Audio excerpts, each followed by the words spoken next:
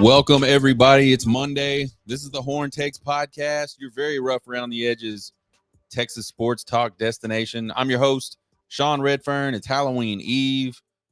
It's Exaggeration Monday. Y'all know what Exaggeration Monday is about. We're going to get Drunk Sean's thoughts on the game. This is all my thoughts on the game from just watching the game on Saturday. I have not watched a replay yet of this game. So it's just a lot of brain dump, a lot of emotional stuff, I think you guys get the point. And then we'll do some random college football thoughts. Check us out on Twitter, TikTok, and YouTube at Horn Takes. Appreciate it if you guys follow and subscribe. Won't cost you guys a thing. Appreciate the support there. If you just like to listen to podcasts, maybe you got a job where you drive around a lot. Maybe you just like to sit at home. I don't know. Maybe you sit at your desk at work and listen to podcasts. Check us out on horntakespodcast.buzzsprout.com, or you can find us anywhere you listen to podcasts at Horn Takes. Exaggeration Monday. Just some general thoughts on the game before we kind of break down offense, defense, special forces. Unremarkable 4-touchdown wins are fine. In fact, I think they're really good. You looked at that game on Saturday, there was nothing really remarkable about that win. It was just kind of was. The team was there. They showed up. They played the game. They won the game. Every game doesn't have to be like this perfect blowout. In fact, very, very rarely are you going to have games where it's just like a perfect blowout. I kind of felt like this game was a little Bama-esque. Lots of defense. Kind of a shaky start offensively. And when I say Bama-esque, I'm not talking about like the Bama glory years where they just ran everybody over. I'm talking about like Alabama this year. Lots of good defense, shaky start offensively, and then big plays in all three phases.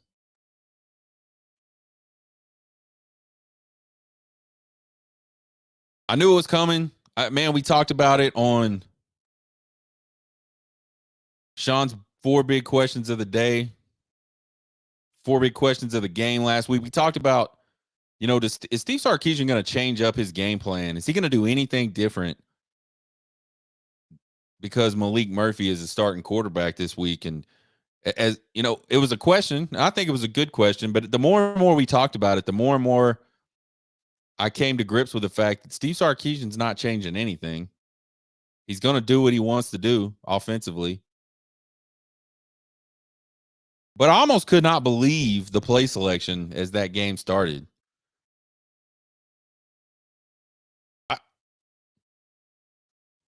I get it, man. We even said, man, you got to get Malik Murphy comfortable. But we thought there was a few ways to do that. We thought you could run the ball and do that. We thought you could get some quick throws in and do that. And probably the best thing to do is to try to stay a little bit balanced in there and do both. You could do both of those at the same time. But Sark just went straight pass happy at the beginning of that game. Almost no runs through the first couple drives. And I think sometimes these smart guys, these smart offensive guys, smart guys in period, just in general, kind of have a tendency sometimes to just overthink it.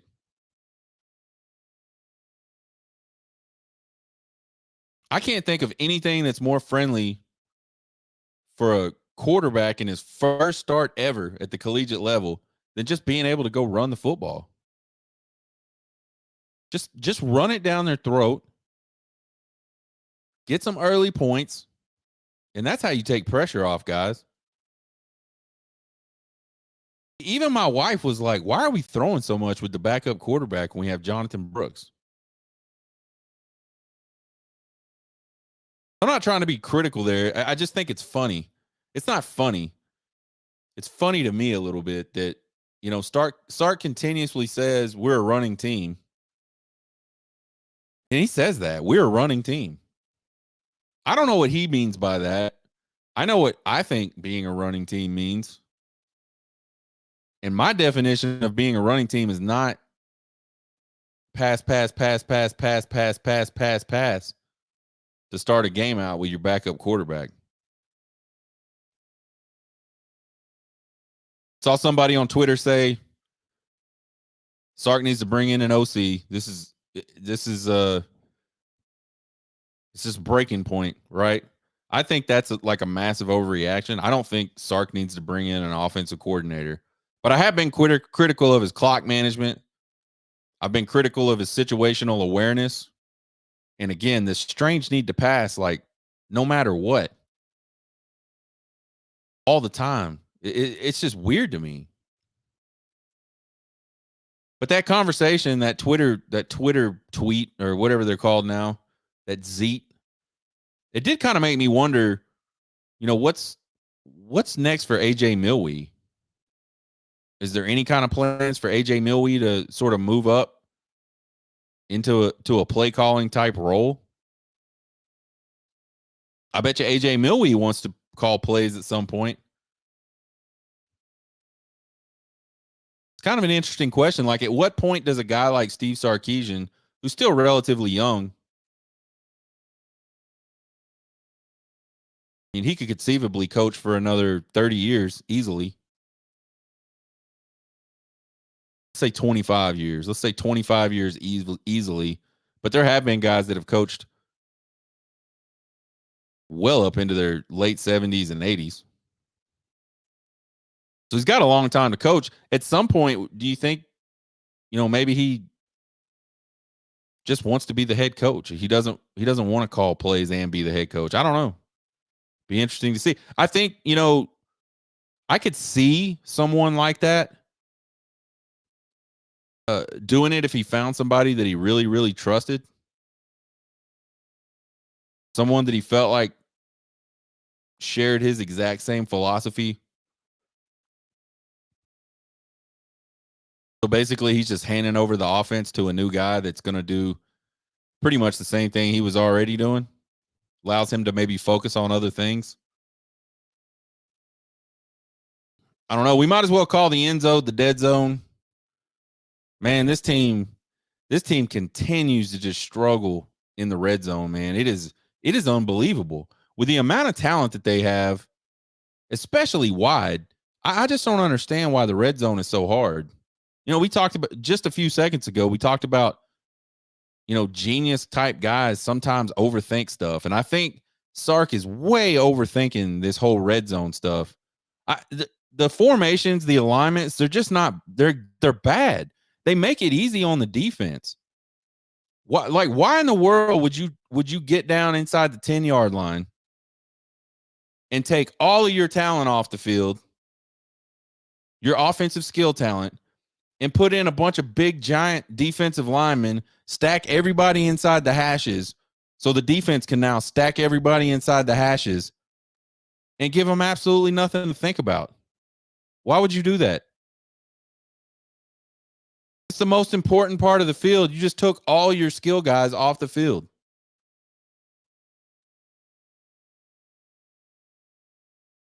I think in that situation, you spread the ball. I've never understood this whole, I got to get more big bodies in to run the ball. No, all you got to do to run the ball is create space.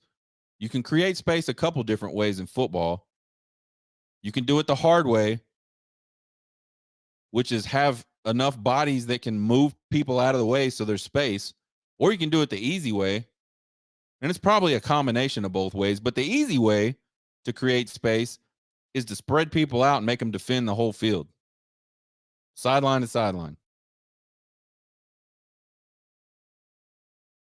And if they want to come in there and load the box up when you spread them out, okay, throw the ball.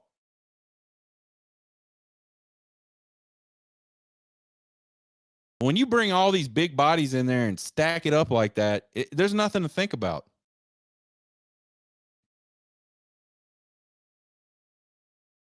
It's not hard to defend at all. So then you're kind of falling back on way number one, which is just win every physical battle, which I think this team has proven like time and time again inside the red zone that it's not going to do. I won't say it's not capable of doing it. It's just not doing it, though.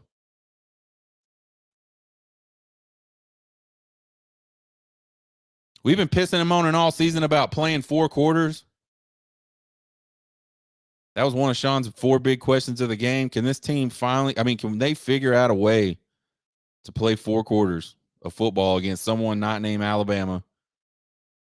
And I felt like it was probably, again, this is drunk Sean talking here. I felt like it was probably the closest thing they've done to playing 4 quarters besides that Bama game. Look, I don't think playing 4 quarters means everything's perfect and there's not some mistakes and stuff like that.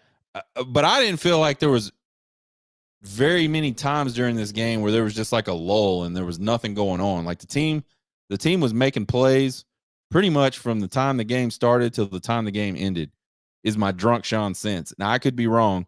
We'll find out tomorrow after I do the after action review, after I rewatch this game.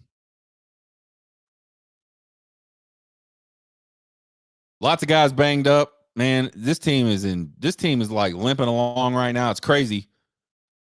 They had a bye week. That didn't really help them get healed up. They had a Houston game where they just got beat the hell up. A lot of guys getting up hurt, and a lot of guys walking off the field hurt the last few weeks for Texas. I don't know, man. They got to get healthy. They got a pretty rough stretch coming up. Officiating, man, is just I don't know when the Big 12 got together and decided that holding wasn't holding anymore. Or maybe they just call it like every 20th holding. I don't know. I don't know what the deal is. All I know is I watched the Texas defense, and this happens every single game. And folks, these are not just like tiny little hold things. These are like egregious, like dudes getting grabbed around the neck as they're trying to pass rush. There is no way on earth that if the officials are watching what's happening, that they don't see it. And it's like 3 of the 4 guys every single pass play. There's no freaking way on earth that they don't see what's happening. And they just will not throw a flag. And then the dumbest part of it is you'll see them throw a flag for holding on something that has nothing to do with the play. And I know it's 2 different officiating crews, but I'm certain, I wouldn't say I'm certain, I would find it hard to believe if Texas hadn't had this crew that did the Kansas and Oklahoma game. But Kansas scored a touchdown late in that game that got called back for holding. And a couple things are wrong with it to me. Or not even wrong, just interesting. Like if they're holding, throw a penalty. Like just do it consistently, right? And I think that's where we're missing. That's where Big 12 officiating crews are missing the boat, is consistency. So Kansas runs this, I don't even know what play. I can't even remember the play. It was like a outside, may have been like a little option play or something like that. They get outside, they score a touchdown late in that game against Oklahoma. Gets called back for holding. It was holding, but it wasn't like egregious holding. Not only that, but it didn't even affect the outcome of the play.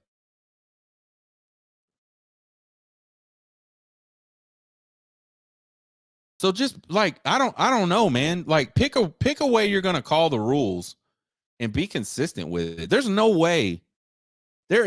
way that those guys don't think what is happening to the Texas defensive line on pass rushes is not holding. There's no way. And if they do, they don't need to be officials. And people say, well, if they do that, then they'll throw a penalty every play.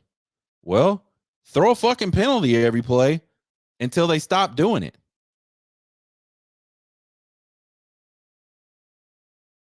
I don't know, man. Like The answer to people won't follow the rules can't be not enforce the rules. They're incentivizing teams to like just completely, like if I was a coach in the Big 12, I would tell my offensive linemen, hold. If you get beat, just grab the fuck out of the guy.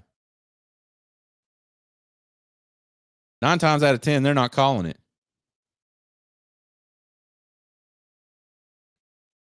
All right, I'm off my officiating soapbox. Defense in this game was absolutely suffocating. One of my 4 big questions of the game, could the defense bounce back after 2 just pretty poor performances in a row? I think they answered that one. They played really well in this game. One of my 4 keys to the game on Friday when we did 4 keys in a prediction was the defense needed to get a quick start. I felt like they started fast. I felt like they finished fast, and I felt like they were fast in between. Like the defense just really did an outstanding job in this game. Multiple turnovers. Taft with a second with another pick, a second pick in the last 2 games. Someone on Twitter called him Blake Gideon with hands, respectfully. I thought that was pretty funny. I know Blake Gideon had some picks while he was at Texas, but he sure did drop one big one.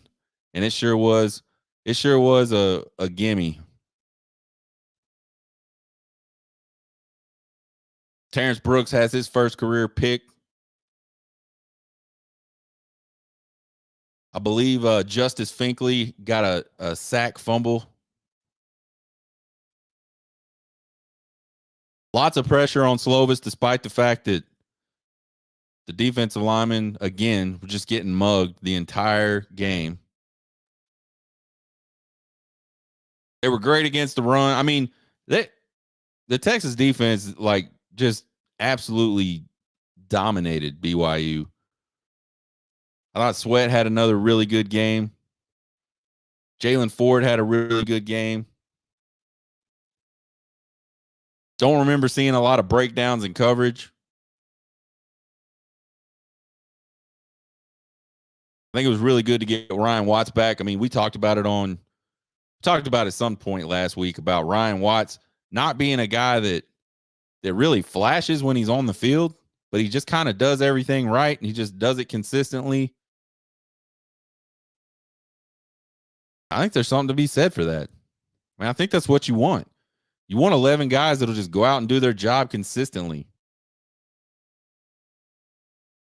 And if the flash happens, the flash happens. But if we can just do our job consistently for 4 quarters, we should win.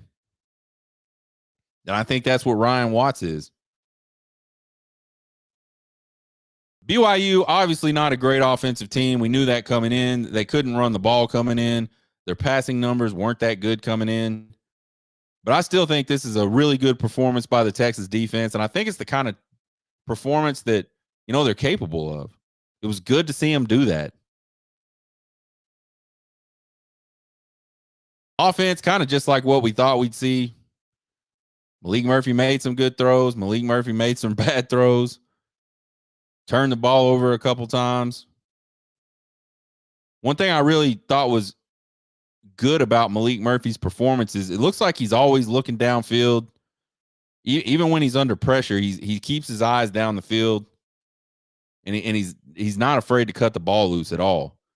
One of the things I see when I see Quinn Ewers play is I don't think he sees down the field, especially under pressure. He doesn't see down the field as well.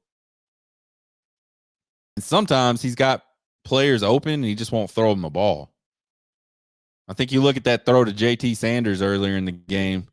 And by the way, JT Sanders made one hell of a catch on that ball. Not only, I mean, if he would have done that against air, if that was just in warmups, that would have been a nice catch. But he took an absolute lick from the BYU safety. Didn't flinch. But if you saw the replay of that play, it was from behind, and there was 2 guys. There was a guy underneath and a guy over the top, and Malik Murphy just was like, I don't care. I trust my arm. Zipped it in there. Hell of a catch, by the way, again. That'll lead to turnovers. So I think it's good to have that confidence, but you also have to, have the experience to say, that's a bad idea this time. And that'll come. The 2 turnovers he did have were rough. And I think, man, I think if you expected anything other than that, you just don't really understand football. But overall, for Malik Murphy, I thought it was a good start. Threw a couple touchdown passes, kind of took what was there.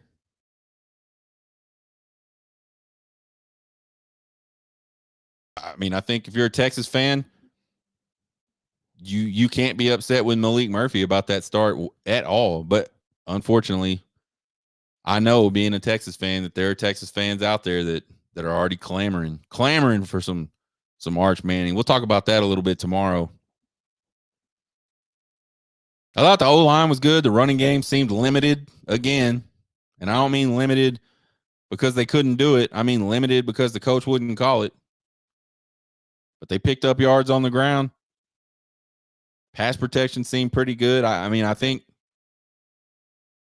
know Malik Murphy got pressured probably more than the 2 turnover plays, but those 2 turnover plays were a direct result of pressure.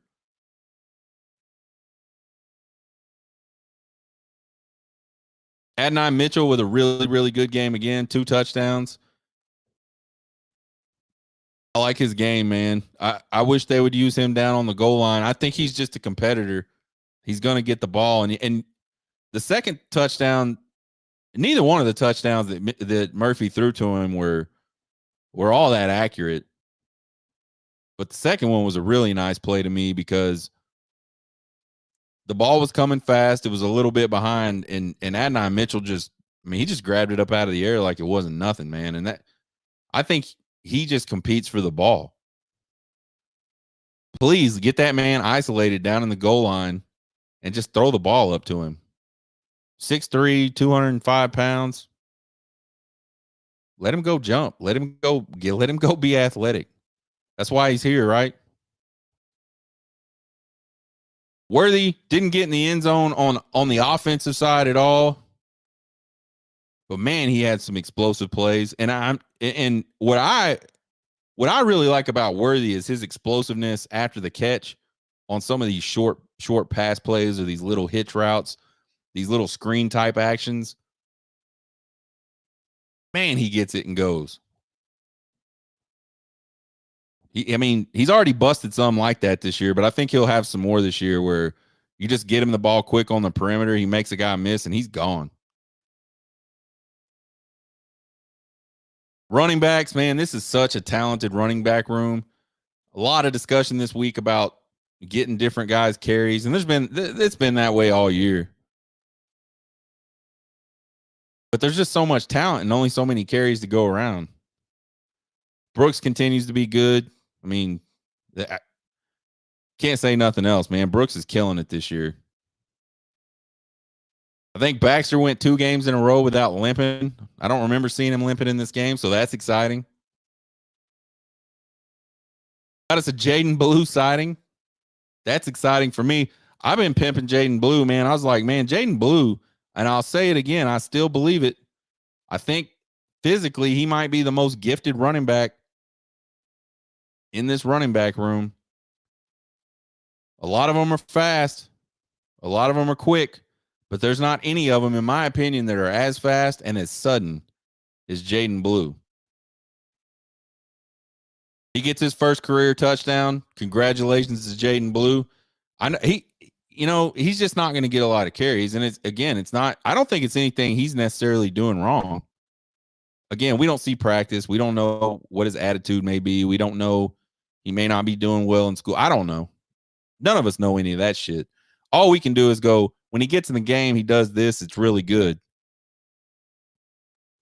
It's not a lot of carries. Not a lot of carries to go around. But his speed is deadly, man. He made that run. And I'm sure, folks, BYU's probably not got a track team on defense.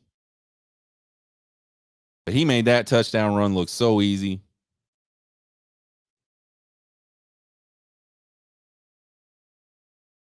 Don't envy Sark there in terms of having to figure out how to keep that group happy, everybody in that group happy.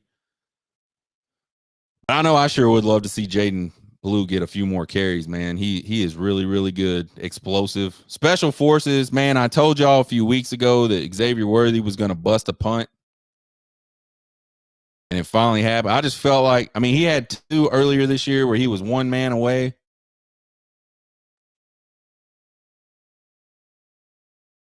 And he gets a big punt return for a touchdown, 74, 75 yards, something like that, to get the scoring going for Texas. I thought it was a real big play because not only did he finally bust one and score, but I think in a game where you're starting your backup quarterback, it's really, really awesome for your quarterback to not really have a lot of success and have a 7-0 lead.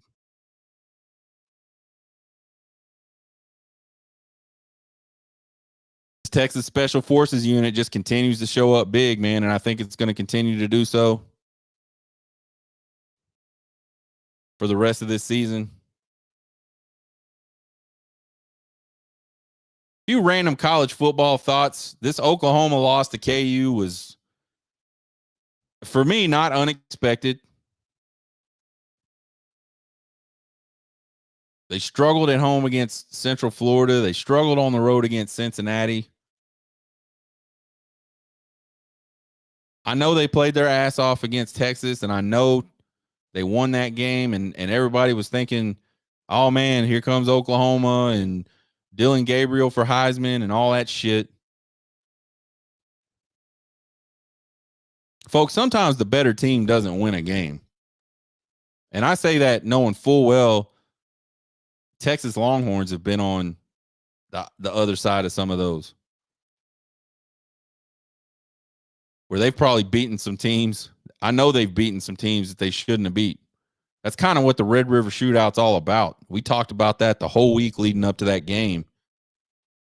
It doesn't matter. Like, it doesn't matter who's ranked where. It doesn't matter who's favored to win this game. It's just that type of game where you got to show up. You got to be clean. Oklahoma was, Texas wasn't, and that was the difference in that game.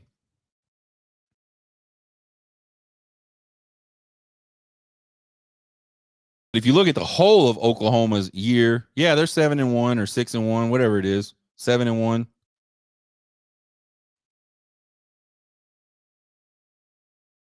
But they have struggled in a lot of games this year, and to me, I just kind of knew. You just kind of looked at it and went, "That's going to come back to bite them." And it did against the KU team that we talked about before the season being a really dangerous team. Oklahoma's out of the top 10 in the coaches poll. They land at 10 in the AP poll. They got Bedlam coming up this weekend. Not a good time to lose if you're Texas. Or excuse me, if you're Oklahoma. Texas now controls its own destiny for the Big 12 title game berth. 5 teams sitting at the top of the Big 12 right now at 4-1. Texas has to play 2 of them, and the 2 that they don't have to play are playing this weekend. So this whole thing is going to work out. Really, for these 5 teams, it's just keep winning.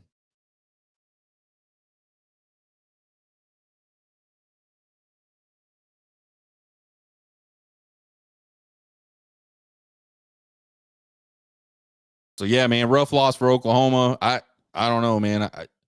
I could have told you this was coming.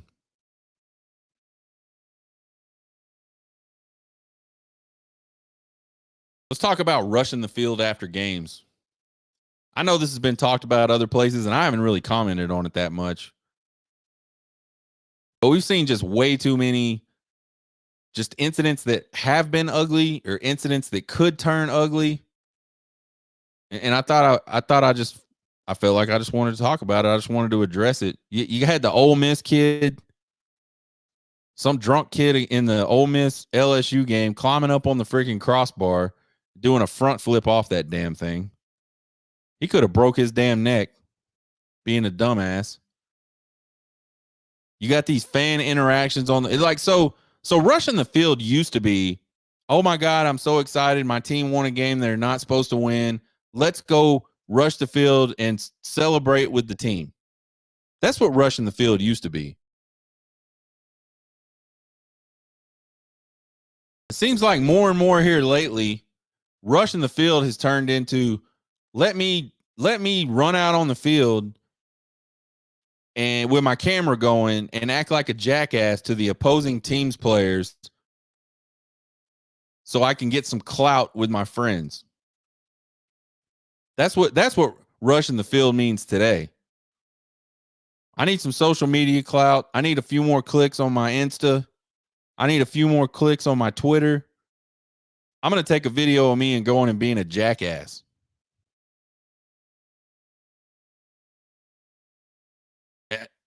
And there's so many examples over the, just here in the last couple years. But you go back, you look at LeGarrette Blount, that whole deal when he was at Oregon, punched a opposing fan because, and I am not by any means like defending LeGarrette Blount's like he shouldn't do that. But the fact is, a fan came down there with the intent to run his mouth at him to get him to do something stupid, and LeGarrette Blount's stupid, and he obliged. You got the kid last year at the Tech game that runs up behind a Texas player, just fucking nails him in the back.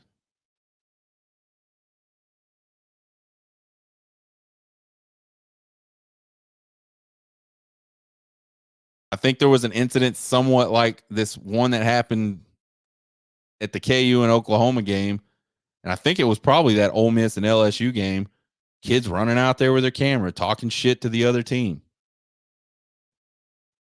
You had this KU punk run up to an Oklahoma player, put the camera in his face, and put the loser sign in his face after the game. They've taken something that's supposed to be fun and it's supposed to be a team thing. Go celebrate with your team. Be a part of your university. They've taken it from that and just turned it into just a bunch of insecure nerds that are like hopped up on Trulies and fucking Mike's Hard Lemonades. These jackasses have never played football. So they're trying to like force themselves into a situation where they don't belong and live vicariously through like, someone else's success.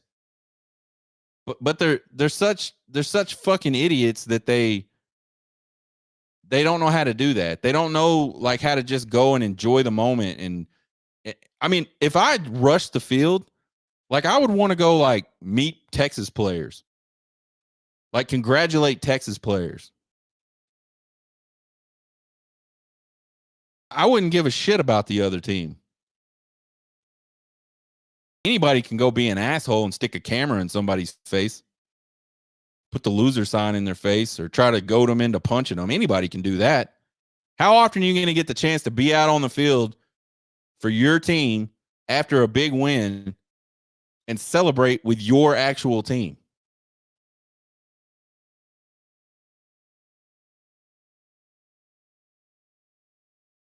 The school's got to figure this out, man, because they got to get control of this because it's gonna keep getting uglier and uglier and uglier.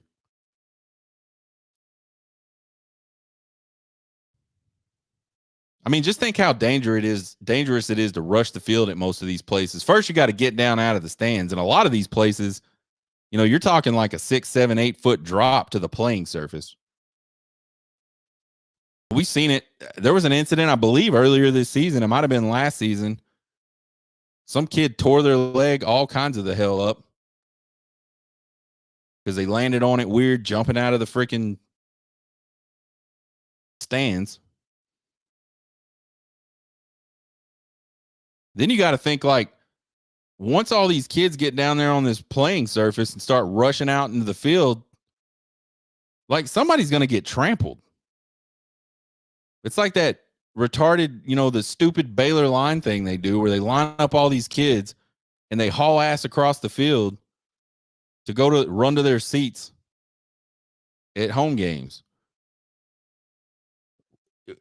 If the first person trips, like they are getting smashed.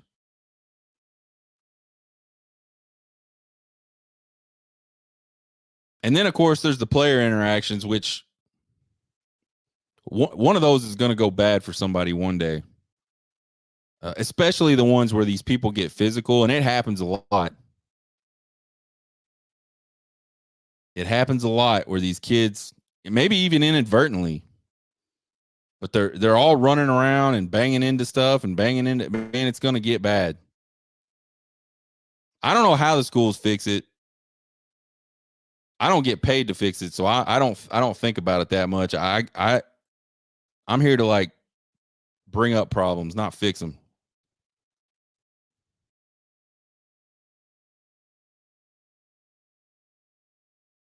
In an amazing display of leadership over the weekend, Coach Prime tells the media that he's just going to get a new O-line. Just get a new O-line, man. That's what I'm going to do. I'm going to make that happen, he says. We've talked about this. We talked about Colorado's trench warfare groups are not good. We knew it would be like that before the season. We were a little bit surprised at how well they held up earlier in the season. But as they got into this Pac-12 schedule, you really start to see the fact that they just don't have any bodies on the offensive or defensive line that can compete at this level.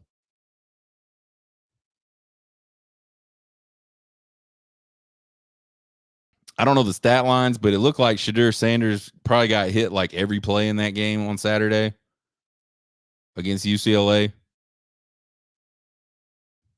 We talked in our Trace Ultra Games predictions about that. UCLA's pass rush is very good, and they're going to bang Shadur Sanders up, and they did. So Prime just says, I'm just going to get some new old linemen. First of all, Coach Prime, offensive linemen don't grow on trees. You can't just run down to the O-line store and pick out some good offensive linemen. That's not how it works. First, you got to get some talented kids signed. And then you got to get another class of talented kids signed because some of those talented kids ain't going to work out. So you got to have more than just one. You got to have more than 5. You really got to have about 10 really talented offensive linemen. You got to convince them not to go to Alabama, Georgia, Texas, LSU, Texas A&M, USC, Michigan, Ohio State, Florida State. You got to do that first. And then you got to get them on campus and develop them.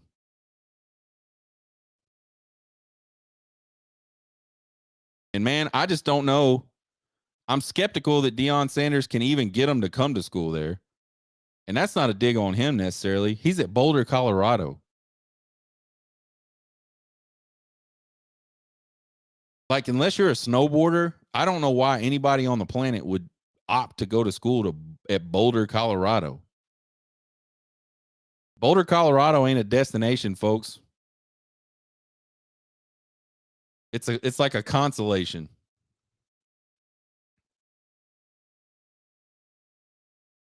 And then if he can get them there, I don't know that him and his staff can develop them.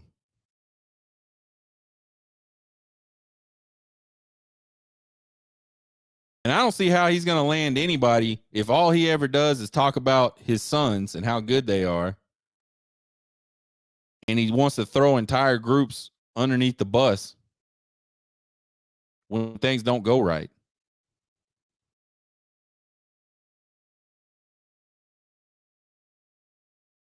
Man, I get it, man. You're heated. You know exactly why you lost that game. Dude, this ain't the NFL, man. You're not dealing with professional players. Professional players that are in the NFL and have made it in the NFL can understand the game. They know the situation they're in. You're talking about a bunch of kids that you sold a bill of goods to get them to go there in the first place. And probably, for a lot of those kids, it wasn't hard to get them to go to Boulder. It was a step up from where they were at.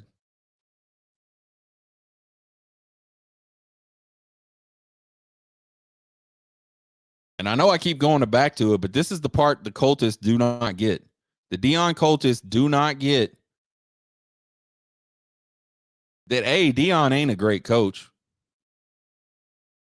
And B, even if he was, he still has to get players there, and he still has to develop them.